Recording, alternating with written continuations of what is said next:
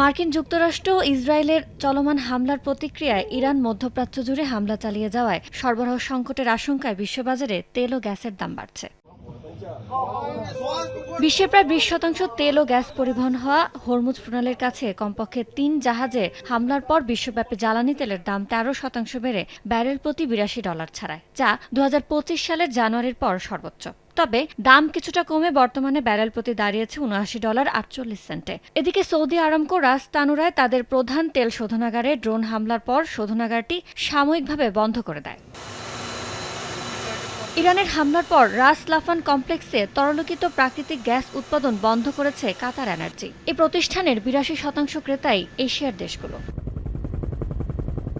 এরপরে ইউরোপীয় বাজারে এলএনজির দাম 50% বেড়ে যায়। বিশ্বের প্রায় 20% গ্যাস কাতার সরবরাহ করে থাকে এবং এশীয় ও ইউরোপীয় বাজারে জ্বালানির চাহিদার ভারসাম্য বজায় রাখতে গুরুত্বপূর্ণ ভূমিকা পালন করে। এমন পরিস্থিতিতে হরমুজ প্রণালী বন্ধের ঘোষণা দিয়েছে ইসলামী রেভলিউশনারি গার্ডস ক্রপস আইআরজিসি। তারা প্রণালী থেকে চলাচল করা সব ধরনের নৌযানে হামলার হুমকি দিয়েছে। এমন প্রেক্ষাপটে এলএনজি পরিবহনে জাহাজ ভাড়া প্রায় 45% বেড়ে গেছে। এলএনজি পরিবহনের মূল্য নির্ধারণকারী সংস্থা স্পার্ক কমোডিটিসের মতে আটলান্টিকের দৈনিক ভাড়া 43% বেড়ে $61,500 দাঁড়িয়েছে। আর প্রশান্ত মহাসাগরীয় অঞ্চলে পণ্য পরিবহনের হার আগের দিনের তুলনায় 45% বেড়ে দাঁড়িয়েছে $41,000। হরমুজ প্রণালীর প্রবেশপথে আন্তর্জাতিক জাহাজ চলাচল প্রায় স্থবির হয়ে পড়েছে।